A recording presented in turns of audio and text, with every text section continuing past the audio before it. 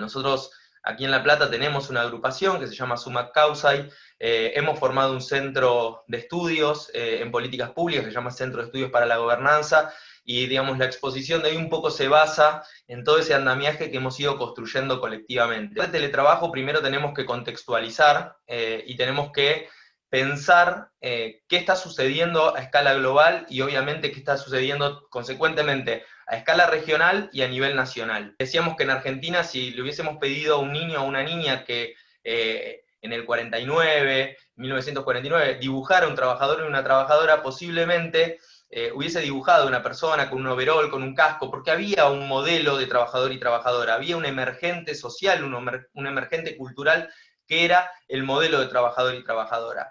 La verdad es que en estos tiempos de cambio, y ahora vamos a hablar un poco de la cuarta revolución industrial, pensar o pedirle a un niño o una niña que dibujen un trabajador o una trabajadora, la verdad es que se hace más difícil. 100 veces más potente que la computadora que llevó al hombre a la luna, digamos. Entonces, pensar que en la palma de nuestras manos podemos tener el acceso a esa capacidad de procesamiento de información, la verdad es que ha revolucionado todo. Y esto nos marca que hay, obviamente, un cambio en las lógicas de producción. La información y los datos son mercancía. Porque esta cuarta revolución industrial además se da en un contexto de cambio, de profundo cambio geopolítico, con una discusión enorme ya entre dos polos, que son por un lado el polo liderado por Estados Unidos, China, que está disputando no solo la hegemonía en términos económicos, sino la hegemonía en términos productivos y sobre todo la hegemonía en clave cultural. Hoy la gran batalla, esta nueva Guerra Fría que estamos viviendo, esta reedición de la Guerra Fría, se da por quién va a ser el dueño, el titular de la infraestructura por la cual nosotros podamos desarrollar el 5G. Y el 5G es la ventana, la puerta de ingreso a la consolidación de la cuarta revolución industrial. Ustedes saben que la inteligencia artificial, el Internet de las cosas, se necesita de una conectividad que se base en los protocolos del 5G para generar su optimización. En la República Argentina, entre el 50 y el 60% de las actividades productivas son robotizables. Esto es, que nosotros podemos ser sustituidos y sustituidas por una máquina. Un robot es esto. Este celular, digamos, adentro tiene inteligencia artificial, de modo tal que cuando ponemos la huella digital o la cara para el reconocimiento de cara, el celular está aprendiendo, le estamos dando información y en función de todo lo que hacemos, el celular, la máquina, la computadora aprende. Y eso hace que la robotización sea cada vez más posible. Entonces, aquí tenemos un desafío. ¿Cómo hacer para no ser sustituidos o sustituidas por un robot? Y entonces ahí aparece el primer debate central sobre el teletrabajo, sí, teletrabajo, no, sobre qué modelo de trabajador y trabajadora va a ser el modelo emergente del diseño de política pública del Estado argentino. Es muy difícil plantear esta discusión en el contexto de una pandemia, en el contexto de la gran crisis económica por la que atraviesa nuestro país, pero me parece que todo movimiento político, y sobre todo el justicialismo, hace poco leía a nuestro gran conductor, al general Perón, y uno veía esa clarividencia, esa capacidad de proyección, esa capacidad enorme de proyección estratégica que se plasmó en los planes quinquenales, y me parece que nosotros tenemos que reeditar esas discusiones que, si bien no son urgentes, son muy importantes y son centrales porque van a determinar nuestro futuro inmediato. Nosotros tenemos que pensar cuál va a ser el perfil productivo de la República Argentina. Y en función de eso, cómo la República Argentina se va a insertar en este nuevo juego geopolítico. Lo primero que tenemos que pensar en la República Argentina es cómo generamos el valor, cómo generamos que esas ideas que nosotros tenemos científicos y científicas de primera línea, tenemos trabajadores y trabajadoras que son de avanzada, tenemos un sindicalismo que siempre estuvo a la altura de las circunstancias y que supo poner la discusión por los derechos económicos, sociales, más allá, incluso más allá de las corrientes globales. ¿Cómo hacemos que todo eso sea una industria en sí misma, o sea, la industria de nuestro pensamiento? ¿Cómo hacemos que la República Argentina genere valor a partir del pensado en Argentina?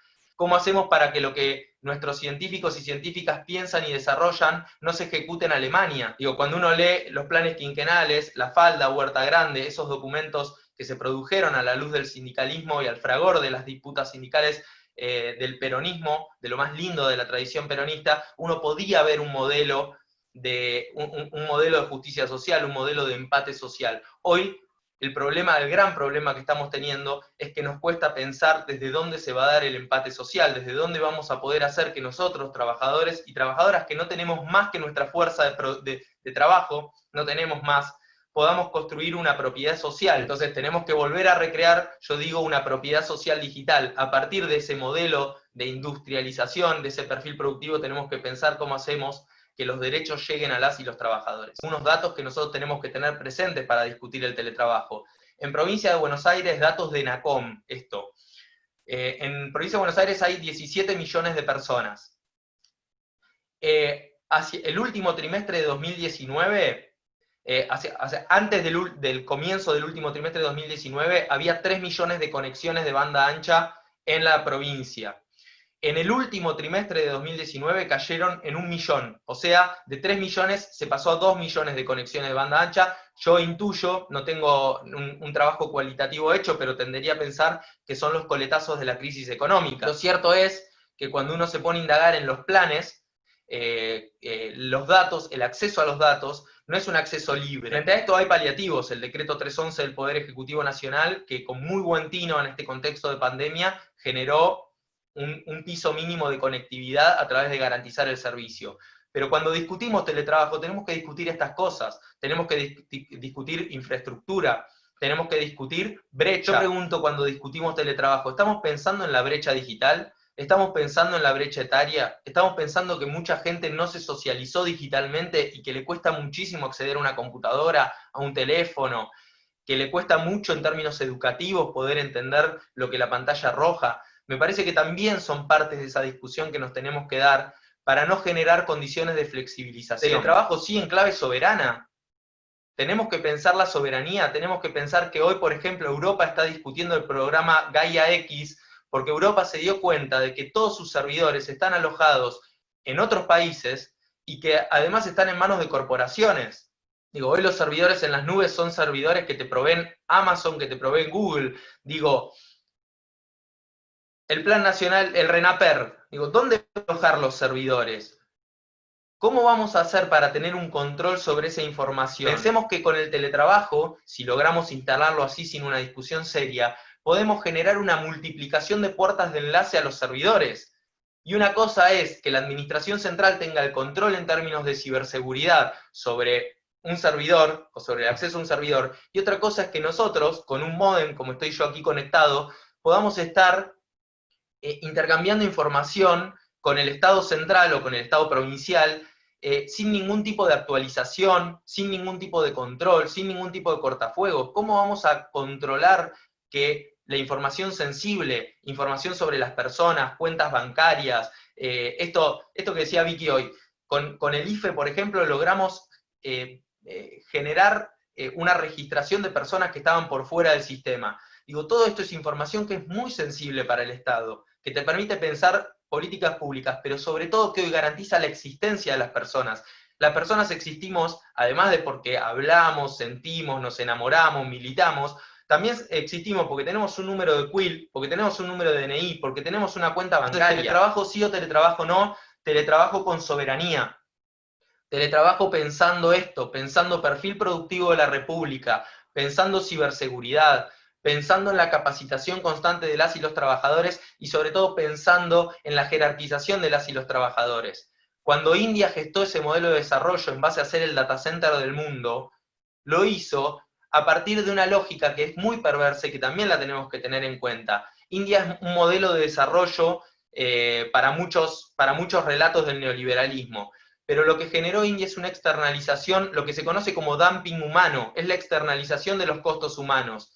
Son sistemas de cama caliente con personas que no tienen derechos y que están trabajando para otros de otra forma, digamos, y sin tener ningún tipo de seguridad social. Es una persona que si se muere no le importa a nadie, así como fueron los buques factoría en algunas regiones, los data center indios son eso, no hay legislación laboral protectoria. Entonces nosotros tenemos que generar las condiciones de protección de las y los trabajadores y no comernos el verso del trabajador y la trabajadora de Palermo Soho, porque eso no es la realidad de nuestra República Argentina. Yo hoy hablé de provincia de Buenos Aires, pero esto también se puede extender a otras provincias, a otras regiones. Y sobre todo, estandarizar las pautas de trabajo también puede ser muy riesgoso. No es lo mismo Patagonia que el NEA, que el NOA. Entonces, lo que podemos estar promoviendo casi sin quererlo, casi como un postulado de buenas intenciones, es una modalidad de contratos basura, una modalidad de trabajadores y trabajadoras que, como hoy decía Andrés Rodríguez, terminamos siendo enajenados. ¿Y enajenados por qué? Porque también en los ámbitos de trabajo construimos identidad, construimos ese encuentro con el otro y con la otra, ese mate, que ahora se complica en pandemia, pero ese encuentro, ese café, esa cerveza después del trabajo, ese encuentro de fin de año en donde tal vez comemos un asado y nos conocemos, y si al otro le pasa algo, hay un sentido colectivo, nos duele si a un compañero lo rajan o le hacen alguna que está mal. En cambio, si vamos a trabajar desde nuestras casas, lo que van a ver roto son esos lazos también. Entonces tenemos que tener muchísimo cuidado de no comprar agendas en abstracto, de inscribir las agendas en clave de modelo de desarrollo, de inscribirlo en clave de modelo de soberanía y en clave justicialista. Me parece que nuestra generación tiene una gran oportunidad de volver a pensar en clave de planes quinquenales, de volver a resignificar esto que Perón nos decía de que el 2000 nos encontrará unidos o dominados, y que la verdad es que tenemos que generar lazos de unión y empezar a pensar cómo hacemos que estos avances permitan generar una distribución del ingreso, una distribución de la renta y mejorar las condiciones de existencia de las personas. De lo contrario, lo que vamos a estar promoviendo es una precarización que lo que genera, ya lo sabemos, porque vivimos instancias en Argentina en los que la norma era la precarización. Y eso genera sufrimiento, genera falta de acceso a derechos, y para eso nosotros tenemos que estar unidos, más unidos que nunca, y pensando estas cuestiones en clave estratégica.